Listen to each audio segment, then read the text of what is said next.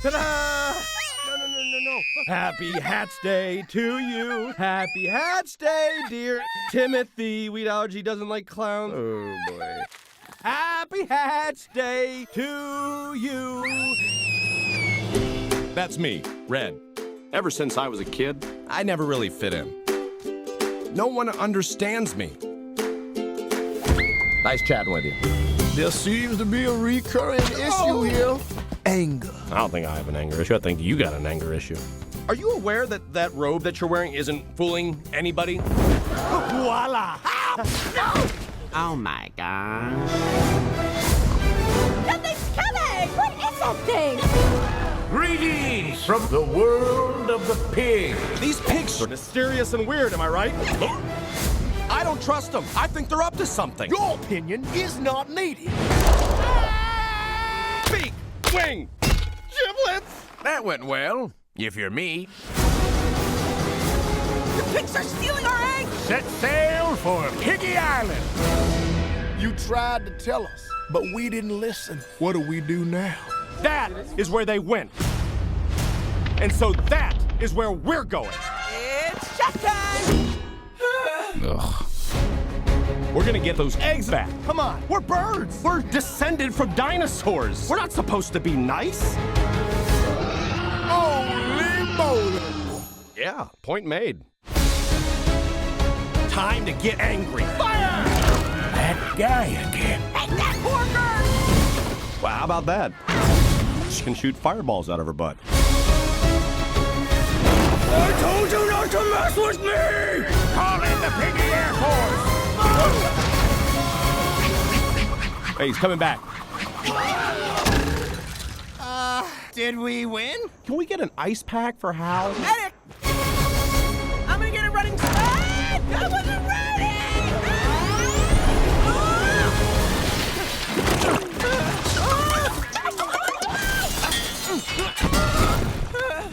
Chuck, is that you? This is the House of Horror! Oh my gosh.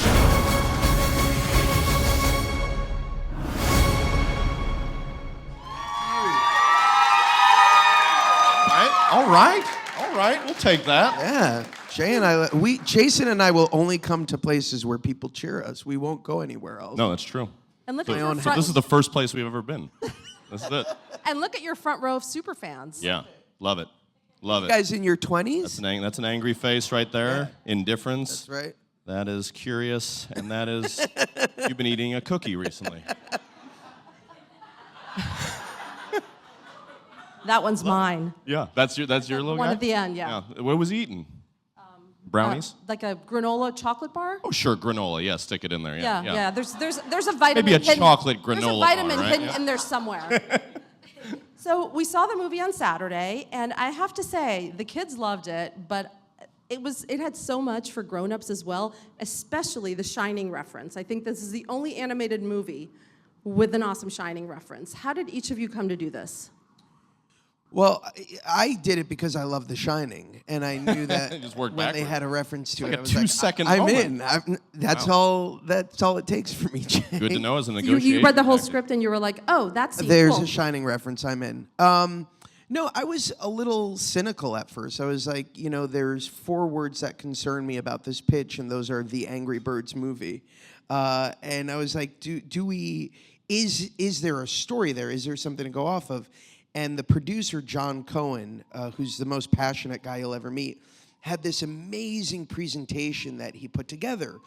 And within a minute of him presenting it to me, I was sold because it was so much more than just an adaptation of a mobile app. It had great characters, it had a great story, it had a great theme, and also the cast that had been assembled was tremendous. Jason had already come on board, Bill Hader, Blake Maya Shelton, Rudolph. Sean Penn. Like, it was just a crazy group of people, and it felt like if I was going to follow up on Frozen, I wanted it to be something completely different, and this felt like that opportunity. My journey was very similar. It was through John Cohen, the producer, and yeah, it was for me. It's always like about I get what the movie is. I was aware of the app Angry Birds, like any of us, right? I was one of the billions that have downloaded it, but not one of the millions and millions that have done well at it. But when we talk through themes and like what the movie's about, and then what the movie is about within the movie, then once all those things were satiated, all those curiosities, and then it's just a matter of then the flattery of just the cast kept coming on board as people I was friends with, people I was fans of, people that I'd always wanted to work with, and I only get to now just my voice. We were actually never in the same room together, but I've been in a movie with Sean Penn, and I can say that, and that's legit. I'm not lying when I say And I that. actually was going to ask you, did you guys ever physically work together, or was it all done separately? No, not on this movie. No. We met in 2007. We worked on a movie called The Rocker. Yeah. Pause for clap it. Nothing. That was a great movie. No. I was joking. I was I joking. You guys have clearly seen The Rock. Yeah. But we. I meant on this one. Because On I know this that one, so no, much of no. it is You're solitary. literally just sitting in a room with a microphone like this, and you're just running around and acting like a bird and being angry, and you're by yourself. And I had the luxury, I guess, maybe the unluxury, is that a word? Of like I was there by myself because John and the directors were always on Skype because I was doing it here in New York where we live versus being in the same room with them. So I literally was just alone and hearing voices in my head, both ones that were attached to human bodies and otherwise. Yeah. Describe each of your characters. Well, my character's name is Chuck. He's a bit of a speed demon. It's almost like his mouth can't keep up with his thoughts. And he's sort of this yellow bird who's been there, seen it, done it all. And he's a little skeptical about life's journeys, but he's also fiercely loyal. And he comes across his character named Red, and he immediately takes an interest in him as a friend, and I don't think it's reciprocal. Your guy's a prankster too. He is a prankster. Yeah. He loves to punk people. He does. Yeah, he really He uses does. his speed to do that. Yes, he does. There's more than just the Shining reference. There's all sorts of. There's a great. You guys know Quicksilver from X-Men? Yeah, Quicksilver. I'm not Quicksilver, but there's a great Quicksilver, like kind of cameo thing that we do. Homage, yeah, that we do in it. That's pretty amazing, and that's the brilliance of animation. Is these guys, especially John Vitti and like the directors, they've worked on everything from like Simpsons to Frozen, and they had a great like reference point for a lot of gags that even if the kids didn't get, the adults love. So it's really cool. Yeah. And my character's Red. He's the angry bird on an island of happy-go-lucky birds. The anger mostly comes out through sarcasm, except when pushed, as you see at the very beginning of the movie, where someone insults him, sort of insults his character. Then the anger gets a little bit more physical, and some birthday cakes get destroyed, etc. And then we meet as well as Danny McBride's character, Bomb, who's my little boy's favorite, by the way. That's all he talks about is bomb. I think it might be because it's the easiest to say. Bomb. Sounds like mom. I don't know. Whatever. I'm not upset about it. Let it happen. But then we all meet at anger management class, which is like, solitary confinement. It's the worst place you can be in Bird Island because anger is not an emotion you should ever tap into as far as the birds are concerned. So that's our two guys. Now, do both of you get major respect at home from your kids for being in this movie? Your son is probably a little too young to make the connection. To have respect for me? Yeah, you're right. You're right. No, it's all mom-based, I mean, she was, he lived inside of her for 9 months. I defer as well, What about you? Your kids are a little bit older. My kids love you, Jay. They think you're that's great. nice. Yeah, my kids, House swap. my oldest daughter grew up with Frozen, so she got it at a very young age. And now she's sort of uninterested in what I do. She's like, why are you also this yellow fast bird? She actually gave me criticism. She saw the movie and because I say to her all the time, sweetie, you need to slow down. You're speaking too fast. And she goes, why do you talk so fast? And I can't argue with that. Touché. I'm like, because daddy gets paid for it. That's how we eat. That's sweetie. how we eat. Daddy talk fast, little girl eat. That's the deal. So my kids definitely appreciate it. My 2-year-old I think she's tickled by it. She's really tickled by the whole thing. Yeah, that's what our little guy is like that too. We even we got some of the dolls, and you push their wings, and it has our actual voice. I don't know if you've seen them yet, but No, they didn't bother sending them to me. Oh, they I'm gonna sent call us my a agent. buttload. We have a ton of them. We have multiples. Yeah, no, I mean I've thrown half of them away. No, not really. But they did send one with my guy, and it's my voice, and I've never had that, and so like Otis, my little boy, knows that when he hits the wing, that it's me saying some line from the movie. Okay, that is super cool. It's pretty cool. Olivia and I made the joke that like we're not going to let him read books with his own name in it, so he knows that that's special when that happens, and he shouldn't see movies where we're doing the voices. And sure enough, the very first movie he sees is me talking the whole time, being a smart aleck. It's like, oh boy, I'm defeating both rules that I would want to instill in my kid. Oh well. Now, we have some questions from the kids, but before we get to those, I do have a question for you guys. Both of you excel at physical comedy.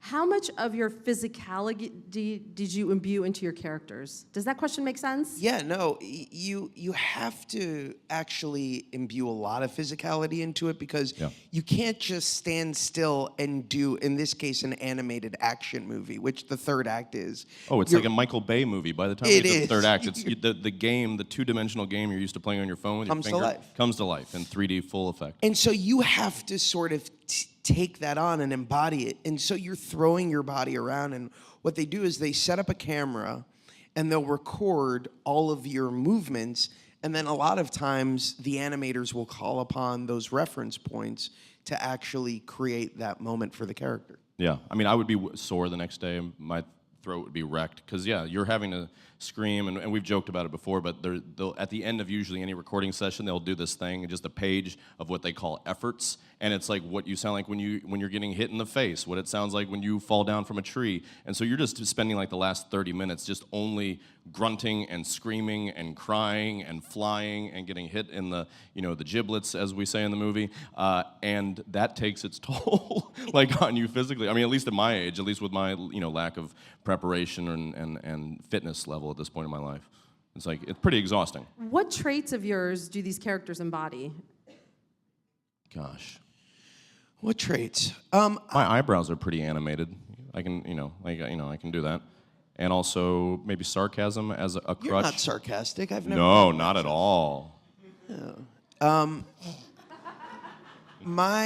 What traits do I share with Chuck? He's definitely a lot faster than I am.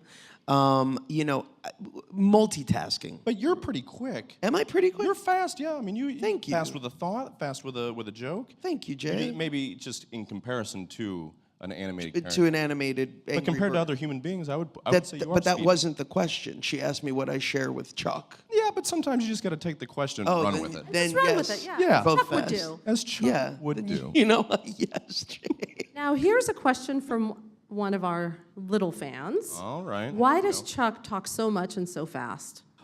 I'm glad that you asked that question, guys.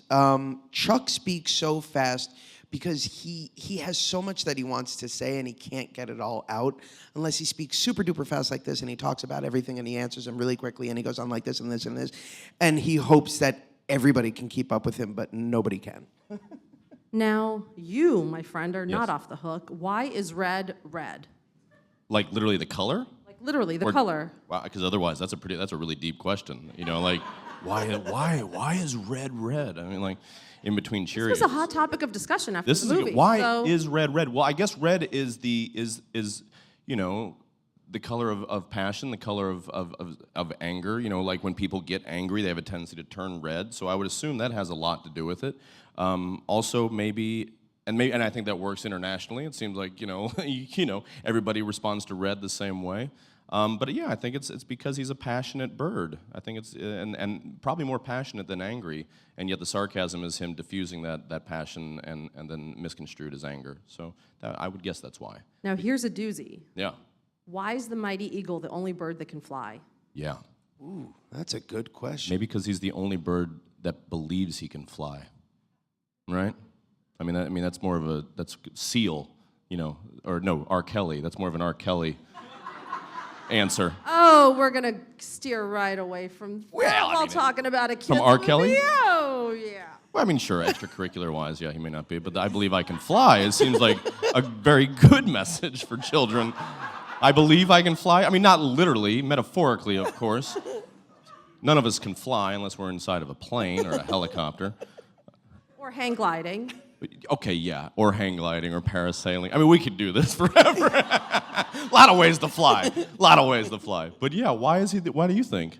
I can't beat your R. Kelly answer. That pretty much sums it up right there. Oh, it's too bad that he's sullied his own legacy with. Next question. Do all of the birds have special powers? I think all of the birds do have special. I think part of what's so cool about this movie and what my own daughter took away from it, which I thought was really cool, is anger a lot of times has a negative connotation about it, right? Like when we get angry, it's like that's a bad thing, control your temper. But when you use that anger and you turn it into passion, something that you're passionate about, and you defend something that you believe in, that's kind of a great thing. So that I think that's, if it's not their power, it's what empowers them. And I think that all of the birds share that common thing. And I would even say even someone's specific skill. So you look at like Bomb's, skill set of being able to blow up. That's something that gets him in trouble. Or I'll take me for example. I used to get in trouble like at your age up until high school, college for always talking in class, being a smart aleck, making jokes, doing all this stuff. And now I get paid for it. So in the right context, shooting fireballs out of your hiney or exploding or doing certain things actually in the right place, focused in the right way, is not a negative thing. It can actually be something that you can make a lot of people laugh with. Are Chuck and Red best friends now? I think Chuck would say yes. I think Chuck would say yes too. I think Bomb would think that Yeah, Bomb goes with the flow. Oh, Bomb's the heart of the film. Yeah, I would say Red would say it yes, but after probably 4 or 5 sarcastic jokes, not too dissimilar from the fellow that plays him. Yeah. And last question before we turn over to the audience. One thing that I really, really, really love about the movie is its anti-bullying message. Yeah. Both of you guys as parents, did that resonate with you? Oh, absolutely. Even before being a parent, yeah, I've always. Oh no, I was a big fan of bullying until You I were had a kid. pro-bullying for a little while in your life. For a little bit, Then yeah. I was Woolly hugely bully. pro. Woolly bully. I was hugely pro-bullying. We're in the same organization. Yeah. So, but I would say that yeah, I mean, you can't help it. Once you have someone that I can stick up for myself, and in some instances when being bullied myself, if in the times I've maybe felt like I deserved it, but then when I see it happen to like either my fiance or my little guy, when that time happens, I will be. You will be the bomb. Yeah. I will Literally. blow up. Yeah. Yeah. I know. What about you? Are you dealing with it? You know what? My kids haven't yet. Yeah. But I'm sort of prepared for it. There was one instance where like a couple of 10-year-olds were being really rude when my daughter was like 4, and I got so inappropriately angry with them. It was like, get away from her! Leave her alone! She's a child! And the kids were like, I'm 10. But I Oh, now you're 10. Oh, now you're 10. Yeah. You're talking like a 35-year-old back there, weren't you? Nasty little boy. So yes, I'm a fierce advocate of kindness and politeness to all, and I'm very proud of a message that delivers that. That's amazing. And now for our audience. Thank you for being here. Likewise. I would like to know what's your favorite real-life bird and why? Oh, my favorite real-life bird. I mean, I always like a parrot. Something that can talk. It's hilarious to me. We got to do some press in Hawaii, and at the hotel we were staying at, there was a bird there that would just, say, aloha! I was like, I love that. I also love African greys are amazing. They have like a language of like they can like repeat like 1,500 words or something crazy. Really? Get an African gray, Jay. There's an amazing. They live to be like 100. Yeah, it's true. Yeah, great seriously. investment. The world's greatest bird. Yeah, it's really great. It's the new gold, African gray. Is it Grey or AY? That's moving on. Yeah. I would say a flamingo. I'm from South Florida, so I kind of grew up with them. And I'm always fascinated that they can go from gray to like pink and sleep on one leg. Like that's It's the opposite of humans. Trick. We go from pink to gray. That's right. That's right. Yeah. Yeah, that's true. Never thought of it like that, Jay. Next question, please. Hello, gentlemen. Hey. It's good, especially to have you guys here. So what was your favorite all-time cartoon movies or shows, and would you consider with the Angry Birds, would it be a crossover? of your favorite TV show or cartoon movie? Gotcha. Yeah, I mean, I loved, and it's been really fun to get to watch them again with our little boy. But Bugs Bunny, and the Bugs Bunnies that I grew up with. I know there's a whole new genre of them, but when I watched those old ones, they were so, I just loved those to pieces. My favorite animated movie growing up was Aladdin. I loved it. That was good. And Beauty and the Beast, Yeah. which I just got to do a live version of, so that was like a dream come true.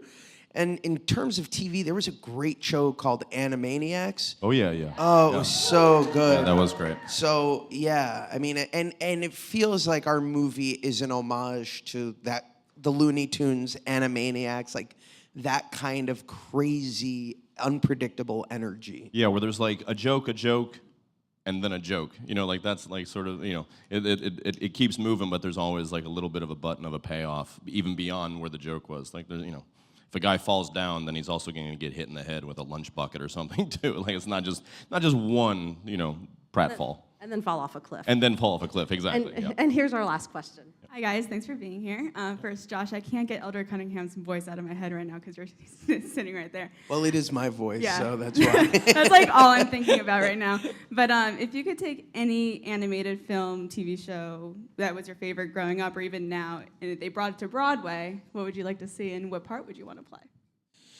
Wow.